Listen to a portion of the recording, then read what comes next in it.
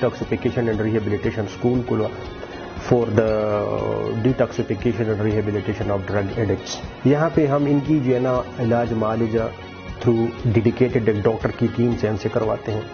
इसके बाद हम यहाँ इनकी एक साइकोलॉजिकल असेसमेंट करवाते हैं, उसकी बेस पे हम उनका फिर साइकोलॉजिकल काउंसलिंग करते हैं। इनको हमने एक अच्छा बेहतरीन जो है ना वो एक एकोमोडेशन प्रोवाइड किया हुआ है, लाइफस्टाइल, ताकि इनके लाइफस्टाइल जो है ना उसमें चेंजेस आ जाए।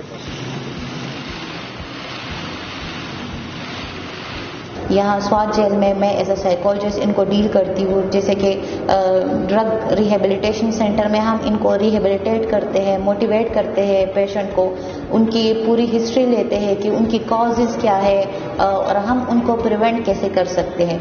तो जब कॉजेज़ का पता चल जाए तो हम फिर उनके प्रिवेंशन पे जाते हैं कि हम उनको फिर प्रिवेंट कैसे कर सके।